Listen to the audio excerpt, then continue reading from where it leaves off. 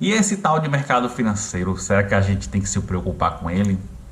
Será que a gente tem que dar importância? Ou será que é apenas um universo paralelo, uma outra dimensão?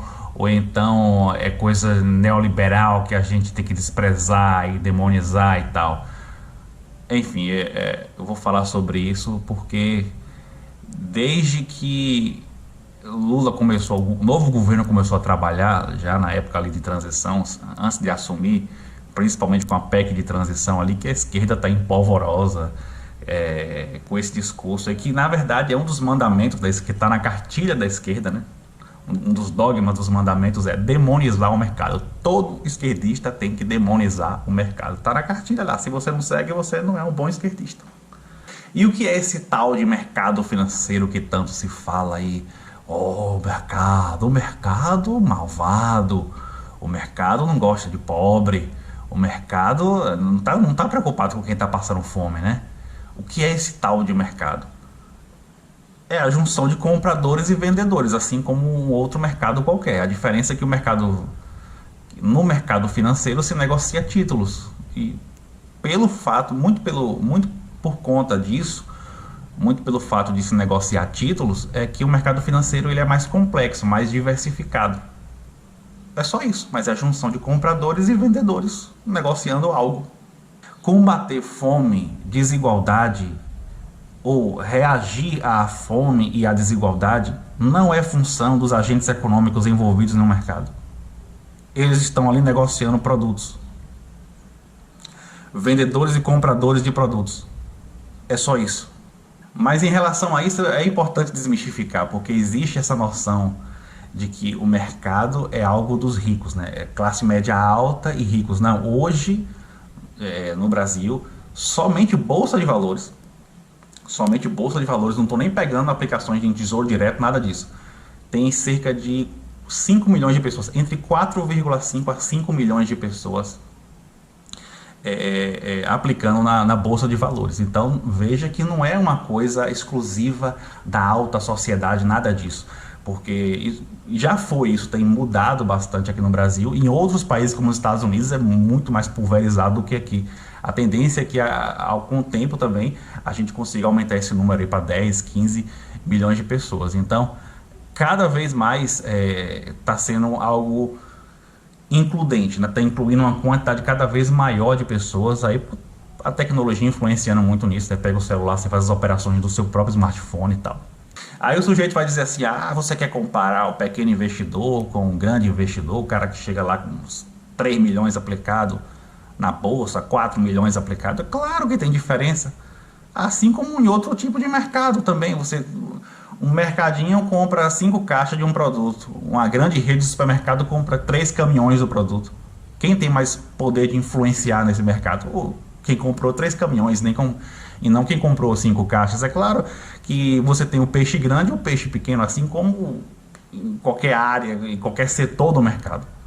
Mas sendo mais específico em relação aos questionamentos, né? Porque a galera estava falando mais da bolsa de valores. Quando a bolsa cai, a bolsa sobe, porque Lula falou isso e a bolsa caiu. Mas a bolsa não se preocupa com a fome, a bolsa não se preocupa.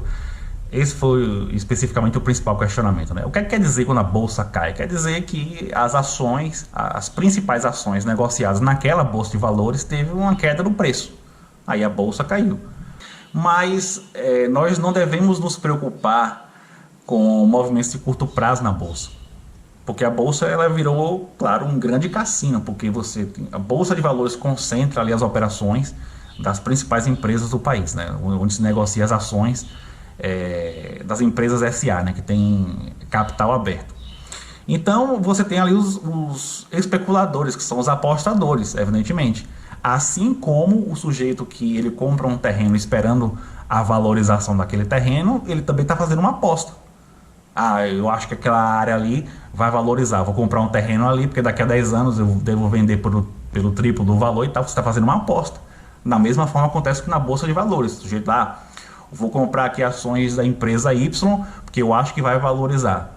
Se confirmar, eu vou lá, vendo mais caro, ganho dinheiro, ganho com a variação de preço. Você tem os apostadores. Então, no curto prazo é um mercado extremamente especulativo. A gente deve prestar mais atenção nos movimentos de médio e longo prazo. Então vamos supor, o ministro da Fazenda cometeu uma gafe. Só que os principais investidores, os gestores de fundos de investimento, a galera que entende do mercado, que tem muito dinheiro aplicado no mercado, conhece bem, conhece o perfil do ministro da Fazenda, sabe que aquilo ali não representa o perfil dele, foi somente uma gafe. Sabe que no médio e longo prazo aquilo ali não representa nada, mas essa galera pode fazer uma aposta de que os preços das ações de determinadas empresas vão cair, né? E aí eles vão fazer uma aposta. E existe uma coisa no mercado financeiro chamado expectativas autorrealizáveis, que é o seguinte: a própria expectativa de que algo vai acontecer faz com que aquilo aconteça de fato. Porque veja só, os investidores pensam, eu acho que vai ter uma quedazinha aí nos preços das ações, vou vender as minhas ações. Só que vários pensam da mesma forma, vou vender porque eu acho que vai cair. O que acontece? Vários vendem e o preço cai de fato, né? Só que isso é um movimento puramente especulativo, porque eles vendem, né, o preço cai e depois eles compram de volta com um preço mais baixo e aí eles ganham, né? Um movimento puramente especulativo, né, do cassino, da jogatina, que é o mercado financeiro. Então por isso que eu falo, é por isso que é muito comum ver os movimentos do mercado, tipo assim, cai num dia, sobe no outro, de imediato, né? Às vezes tem uma queda forte num dia, uma queda forte durante 3 dias, depois passa 3 dias subindo. É muito comum ver isso, porque são movimentos puramente especulativos.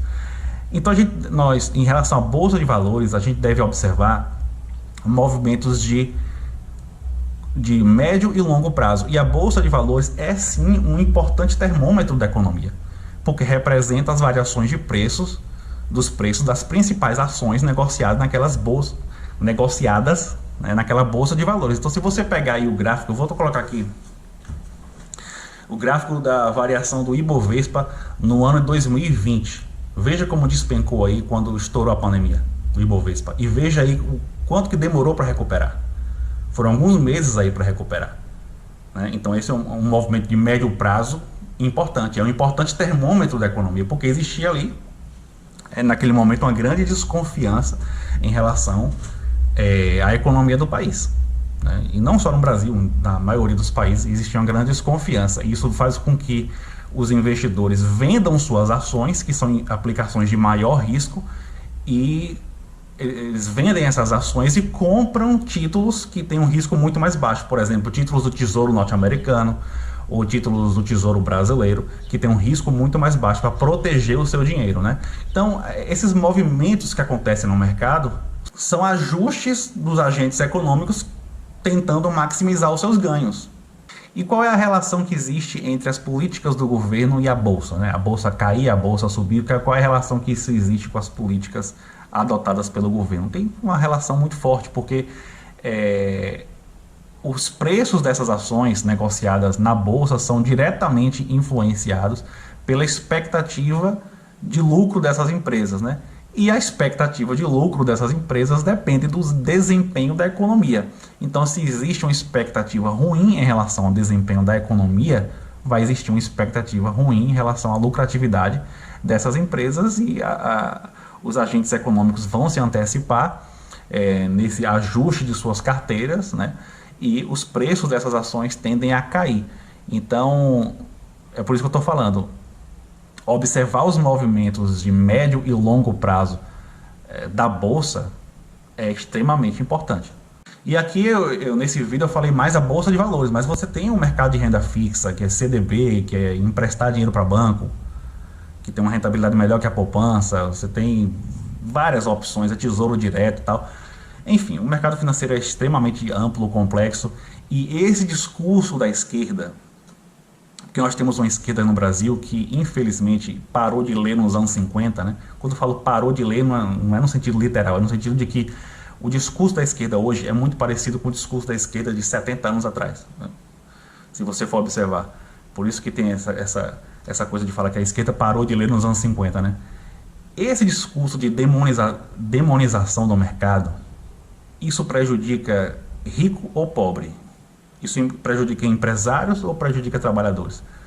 Prejudica trabalhadores, porque isso afasta os trabalhadores do mercado financeiro, que é uma boa opção para que ele tenha rendimentos melhores do que a poupança. O sujeito tem um dinheirinho lá, ganhou o 13º, enfim, ganhou uma indenização, enfim, tem um dinheirinho lá, e aí a maioria bota tudo na poupança, tendo um rendimento muito menor do que ele poderia ter se colocasse lá em Tesouro Direto, se ele colocasse em CDB e por aí vai. Então, esse discurso da esquerda de demonização do mercado financeiro prejudica o trabalhador, viu? Só para lhe avisar. Aí é um discurso que vai muito na esteira também daquele discurso, não é um discurso igual, mas vai muito assim, é muito parecido com o discurso da Luciana Genro de dizer que pobre não precisa de educação financeira, né? O discurso então deveria ser educar o trabalhador, educar os trabalhadores para que eles possam ter um rendimento melhor do que a poupança. Porque se ele for bem treinado, ele consegue, com um risco muito próximo da poupança, ter rendimentos muito melhores no mercado financeiro. É isso. Então vejam como, às vezes, a intenção, né, é estar do lado dos trabalhadores, mas o efeito está totalmente pela culatra. E você faz um discurso contra o trabalhador, achando que está ajudando. É por isso que precisa entender do que você está falando e parar de seguir cartilha ideológica. Isso é tudo. Se você gostou, dê um joinha, se inscreve no canal, clica no sino para receber as notificações. Valeu!